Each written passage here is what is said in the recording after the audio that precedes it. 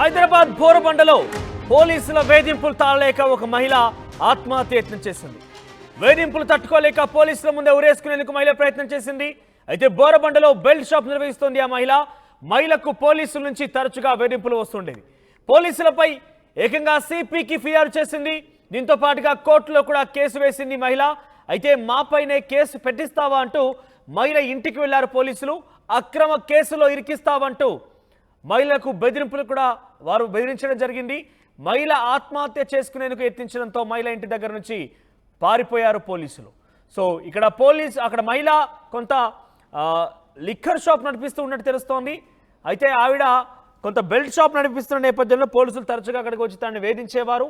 So ఈ వేధింపులు తాళలేక మహిళ ఏకంగా కోర్టులో కేసు వేసింది. సిపి కూడా ఫిర్యాదు చేసింది. సో తమపైన అక్రమ కేసులు వేస్తావా అంటూ పోలీసులు డెఫినెట్గా అక్కడికి వచ్చి ఆ మహిళని బెదిరింపులకు కూడా గురి చేశారు.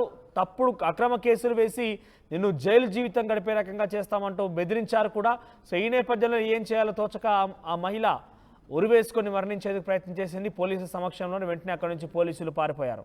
సో సంఘటనా స్థలానికి సంబంధించి అక్కడ మనం విజువల్స్లో చూస్తున్నాం. పోలీసులు అక్కడికి ఆ మహిళ ఇంటికి చేరుకున్నటువంటి దృశ్యాలు చూస్తాం. ఆ తర్వాత అక్కడి నుంచి ఆ మహిళ ప్రతిఘటించి మరణిస్తానంటూ ప్రతిఘటించి ఉరివేసుకునేందుకు ప్రయత్నం చేస్తున్న నేపథ్యంలో అక్కడి నుంచి పోలీసులు పారిపోయారు. సో ఒక్కసారి విజువల్తో చూస్తే కనుక ఆ మహిళ ఆ రకంగా ప్రతిఘటించడంతో వారంతా అక్కడి నుంచి పారిపోయారు. ఆత్మహత్య చేసుకుంటానంటూ ఆ మహిళ బెదిరించడంతో వారంతా ఏం తోచలేక, ఎందుకంటే తమ పైకి వస్తుంది, మేము మహిళలను సంబంధించి మేము అక్కడికి వచ్చి ఆ అమ్మాయిని బెదిరించాం కాబట్టి, ఆ మహిళను బెదిరించాం కాబట్టి ఆ అమ్మాయి ఆత్మహత్య చేసుకునేందుకు ప్రయత్నం చేస్తున్న నేపథ్యంలోనే అక్కడి నుంచి పారిపోయారు. సో సంఘటనా స్థలానికి సంబంధించి విజువల్స్ మనం చూస్తున్నాం. కొంతమంది లేడీ కానిస్టేబుల్స్ ఉన్నారు, అక్కడ ఇతర పోలీస్ ఆఫీసర్లు కూడా ఉన్నారు, కానిస్టేబుల్స్ ఉన్నారు, ఒక ఎస్ఐ కూడా ఉన్నాడు. బహుశా ఆయన డ్రెస్సింగ్ చూస్తే అర్థమవుతోంది.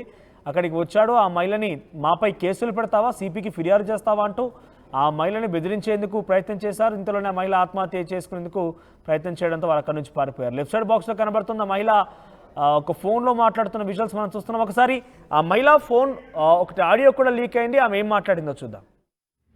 నేను ఊరేసుకుంటున్నాను, నన్ను వచ్చి పోలీసు వాళ్ళు ఇబ్బంది పెడుతున్నారు. నాగుల మీద సారు ఇద్దరు లేడీస్ కానిస్టేబుల్ ఒక వీడియో తీస్తున్నారు. మళ్ళీ ఇంకోలేమో చేసి చచ్చిపోమంటే నువ్వు చచ్చిపోయినా బాధ లేదు, పేరు రాసుకో శేఖర్ సారు బాగా చేస్తే టెన్షన్ పడుతున్నారు. వాళ్ళు వీడియో కూడా తీస్తున్నారు. నేను చచ్చిపోతున్నా సార్, ఇబ్బంది పెడుతున్నాడు, చచ్చిపోతున్నా కూడా డోర్ వాళ్ళు పట్టుకొని తీస్తాడంట. ఈ టార్చర్ వద్దుకోటి వాళ్ళ పేర్లు చెప్పు. రికార్డ్ చేసుకుంటున్నావా? రికార్డ్ చేసుకో చెప్తున్నా. శేఖర్ సారు, నాలుగు మీద సారు, ఆ వీడియో ఒక ఆయన తీస్తున్నాడు. ఆ సారు ఇద్దరు లేడీస్ నేను ఇబ్బంది పెట్టిన సాగు కారణం వాళ్ళే. ఈ నా సీసీ కెమెరా రికార్డ్ కాకుండా అక్కడ లేటర్ చూడు. ఇక నేను ఈ టార్చర్ భరించలేను. ఊగా నేను టెన్షన్ పెడతా, నేను బతకలేను. చెప్పి చచ్చిపోతున్నా.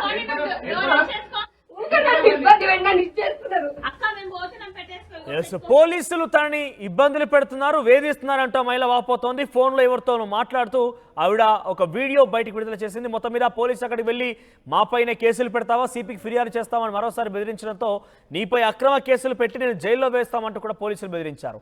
ఈ బెదిరింపులు తాళలేక ఆత్మహత్య యత్నానికి ప్రయత్నం చేసింది ఆవిడ. ఒకసారి ప్రతినిధి పెట్రిషియా దగ్గరికి వెళ్దాం. ఎస్ పెట్రిషియా, సో పోలీసులు ఎందుకు వేధించారు ఆవిడని? ఆవిడ బెల్ట్ షాప్ నడిపిస్తున్నట్టుగా తెలుస్తోంది.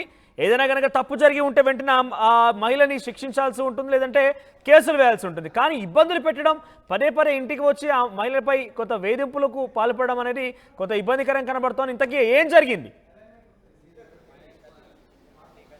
ఎస్, పరువు తీస్తున్న కాకీలు అని చెప్పొచ్చు. హైదరాబాద్ బోరబండలో ఉన్న మహిళని పోలీసులు వేధింపులు చేస్తున్నారు. వేధింపులు తట్టుకోలేక పోలీసుల ముందే ఉరేసుకుందామని మహిళ ప్రయత్నించడం అయితే జరిగింది. ఎవరైతే బెల్ట్ షాప్ నడిపిస్తున్న మహిళ ఉందో ఆ మహిళని పోలీసులు బెదిరిస్తున్నారు, చాలా హరాస్మెంట్ చేస్తున్నారు. సిపికి కూడా చాలాసార్లు అనేకసార్లు చెప్పింది, మాపైన కేసు పెడతావా, సిపికి చెప్తావా అంటూ మహిళ ఇంటికి వెళ్ళి రచ్చ చేసిన పోలీసులు అక్రమ కేసుల్లో ఇరికిస్తాం నిన్ను, నేను ఎప్పటికీ ఎప్పటికీ నువ్వు జైల్లో నుంచి బయటికి రానికుండా చెయ్యమని.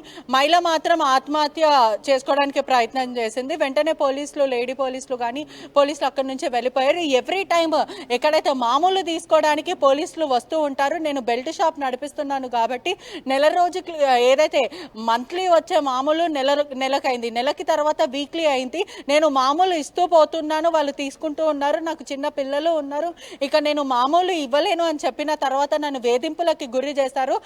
దానివల్ల నేను ఆత్మహత్య చేసుకుంటున్నాను, మీ పేర్లు రాసి మరి నేను చనిపోతాను అంటున్నారు. కాకిలు సిగ్గుపడేలాగా ఇటీవల కాలంలో పోలీసులు చేస్తున్నారు. తెలంగాణ పోలీసులు అంటేనే డిసిప్లిన్. ఎవరు చూసినా ఎక్కడ చూసినా ఒకవైపు కేసును పట్టుకున్నారు, డీల్ చేస్తున్నారు అంటే వాళ్ళు కటకటల మధ్యలో వెళ్లాల్సిందే. నిందితులు వెళ్లే వరకు తెలంగాణ పోలీసులు నిద్ర కూడా పోరు. అట్లాంటిది ఈ మధ్య కాలంలో అవినీతి ఆరోపణలు ఎన్నో ఎదుర్కొంటున్నారు, వేటు వేస్తున్నారు, సస్పెషన్స్ కి చాలా మంది గురవుతున్నారు. ఆ తర్వాత మహిళల పట్ల అసభ్యంగా మాట్లాడడం, మహిళలను హరాస్ చేయడం. ఇటీవలనే ఆర్టీవీ ఒక వీడియో ద్వారా కూడా చూసాం మనం. ఏదైతే కాలేజ్లో, మల్లారెడ్డి కాలేజ్లో కూడా చిన్న చిన్న స్టూడెంట్స్ని కూడా అబ్యూజింగ్ వర్డ్స్, అంటే కాపాడాల్సిన పోలీసులే మహిళల పట్ల అసభ్యంగా మాట్లాడడము, అవినీతికి పాల్పడడం. అదేవిధంగా సివిల్ కేసెస్లో కూడా, అనేక సివిల్ కేసెస్లో కూడా ప్రజలని కొట్టడం. ఇటీవల కాలంలో కూడా ఇటువంటి కేసెస్ బయటకు వచ్చాయి. మహిళలని థర్డ్ డిగ్రీ, వాళ్ళపైన థర్డ్ డిగ్రీ ఎవరికి తెలియకుండా బెదిరించడం. అక్కడికి వెళ్ళారు, కానిస్టేబుల్ ఉన్నారు, ఎస్ఐ కూడా ఉన్నట్టున్నారు. బహుశా వీరంతా వెళ్ళింది మామూలు కోసమేనా? ఆ బెల్ట్ షాప్ లో నిర్వహిస్తున్న నేపథ్యంలో అక్కడ అక్రమం, ఇల్లీగల్ అని చెప్పి అడ్డుకోవడానికి వెళ్ళారా? ఎస్, ఆ బెల్ట్ షాప్ పైన అడ్డుకోవడానికి వెళ్ళినప్పుడు ప్రతిదీ ఎవిడెన్స్ కూడా పూర్తిగా నా దగ్గర ఉన్నాయి. ప్రతిదీ కూడా మేము లీగల్గానే ప్రొసీడ్ అవుతున్నామంటూ ఆ మహిళ అయితే చెప్పింది. కానీ పోలీసులు అసలు అక్కడ ఎందుకు వెళ్ళారో అనేది కానీ ఇప్పటివరకు అయితే బయట చెప్పట్లేదు. ఆ మహిళ స్టేట్మెంట్ ప్రకారము అయితే నేను గతంలో కూడా నేను సిపికి కంప్లైంట్ చేశాను. సిపికి కంప్లైంట్ చేశామన్న ఉద్దేశంతో వీళ్ళందరూ వచ్చి నన్ను బెదిరించడం జరిగింది. ఆ అక్రమ కేసెస్లో నేను పాలు పెడతాము, నేను జైల్లో నుంచి కటకటాల నుంచి బయటికి రానియకుండా చూస్తామంటూ పోలీసులు బెదిరిస్తున్నారు. అందుకే నేను ఆత్మహత్య ప్రయత్నం చేసుకున్నాను. ఒకవేళ ఇదే తీరుగా పోలీసులు నన్ను మళ్ళీ బెదిరిస్తే నేను పోలీసుల ముందే చనిపోతానంటూ ఆ మహిళ చెప్పడం అయితే జరుగుతుంది. పూర్తిగా మరోవైపు కూడా పోలీసులను వేధించారు, మామూలు ఇచ్చాను విషయం చెప్తుంది ఆవిడ. ఎందుకంటే ఇక్కడ లీగల్ గా అయితే పర్మిషన్స్ లేవు, బెల్ట్ షాప్ లకు అంత ఈజీగా లీగల్ గా పర్మిషన్స్ వచ్చే అవకాశం అయితే ఉండదు. అయినప్పటికీ నిర్వహిస్తుందంటే డెఫినెట్ గా లీగల్ గా కాన్సిక్వెన్స్ ఎదుర్కోవాల్సిందే. కానీ తాను మామూలు ఇచ్చినట్టుగా చెప్తోంది, ఆరోపిస్తోంది. కాబట్టి నిజంగానే మామూలు ఇచ్చిందా పోలీసులకి? లీగల్ గా కాన్సిక్వెన్సెస్ ఎదుర్కోవాల్సిందే, ఖచ్చితంగా చెప్తున్నాను. అదే విధంగా ఆ మహిళ చెప్పే ప్రకారం కూడా మామూలు తీసుకుంటారు. ఏదైతే మంత్లీ రావాల్సిన వాళ్ళు నెలకే వస్తున్నారు, అంటే వారం రోజులకు వస్తున్నారు. వారం రోజులకి రావాల్సిన వాళ్ళు వీక్లీ వస్తున్నారు. నాకు ఇబ్బంది అవుతుంది, నాకు పిల్లలు ఉన్నారు, మామూలు తీసుకుంటూనే ఉన్నారు. మామూలు ఇవ్వనందుకు వాళ్ళు నన్ను భయప్రాంతులకి గురి చేస్తున్నారు అంటే ఆ మహిళ పూర్తిగా అయితే చెప్పడం జరుగుతుంది. ఇది హైయర్ ఆఫీసర్స్ వరకు కూడా నేను తీసుకెళ్తాను అంటున్నారు. అంటే ప్రోత్సహిస్తున్నారో వాళ్ళకి సంబంధించిన డీటెయిల్స్ ఏమైనా చెప్తుందా మహిళ? ఆ మహిళ దాంట్లో పేరు కూడా అనౌన్స్ చేస్తుంది, కానీ పూర్తిగా కూడా మనకి ఇంకా సమాచారం రానుంది. ఆ మహిళ స్టేట్మెంట్ ప్రకారం కూడా మీడియా కవర్ చేసిన సిచ్యువేషన్ బట్టి కూడా పూర్తిగా మనం చెప్పగలితే అయితే మహిళని మాత్రం చాలా ఇబ్బందులు పాలు చేస్తున్నారు, బెదిరిస్తున్నారు, హరాస్ చేస్తున్నారు, అసభ్యంగా మాట్లాడుతున్నారు అని చెప్పి ఆ మహిళ చెప్తుంది. కానీ పోలీసుల మధ్య చాలా సిగ్గుచేటు అని చెప్పొచ్చు. ఇటీవల కాలంలో చాలా జరుగుతున్నాయి, సస్పెన్షన్స్ జరుగుతున్నాయి, ఎన్నో. అంటే అసభ్యంగా పోలీసులు మాట్లాడుతున్నారు, ప్రవర్తిస్తున్నారు.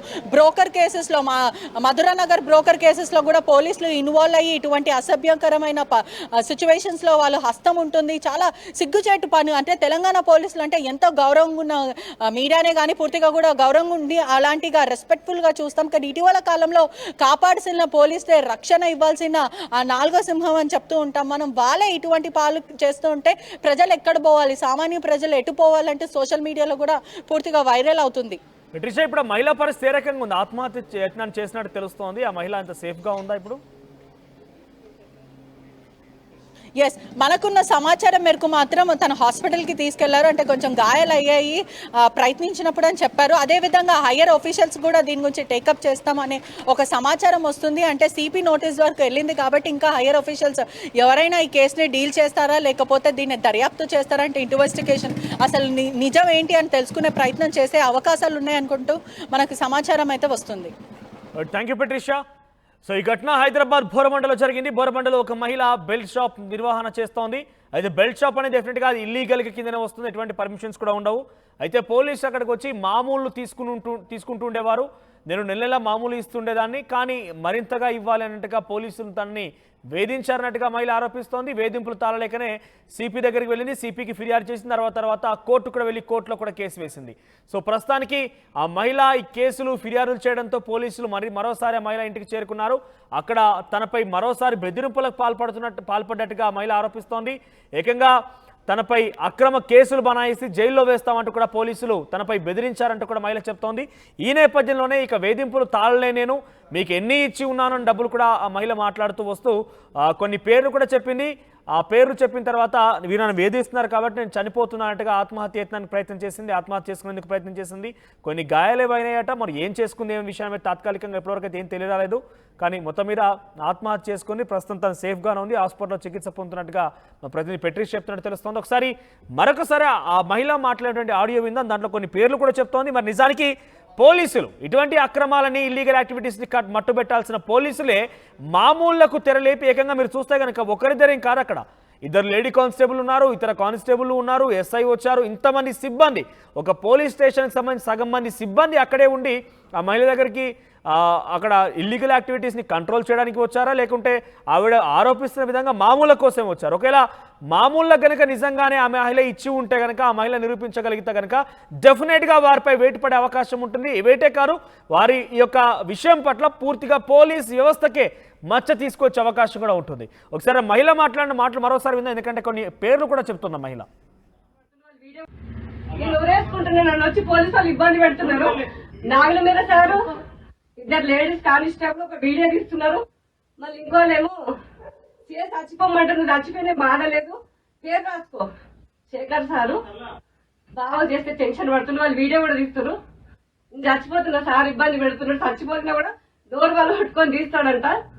ఈ టాటర్ వద్దుకోటి వాళ్ళ పేర్లు చెప్పు, రికార్డ్ చేసుకుంటున్నావా? రికార్డ్ చేసుకొని చెప్తున్నా. శేఖర్ సారు, నావల మీద సారు, ఆ వీడియో కాయలు తీస్తున్నాడు ఆ సారు, 2 లేడీస్. నేను ఇబ్బంది పెట్టిన సాఫ్ కారణం వాళ్ళే. ఈ నా సీసీ కెమెరా రికార్డ్ కాకుండా అక్కడ లేటర్ చూడు. ఇంకా నేను ఈ టార్చర్ భరించలేను, ఊక నేను టెన్షన్ పెడతా, నేను బతుకలేను. చెప్పి చచ్చిపోతున్నా.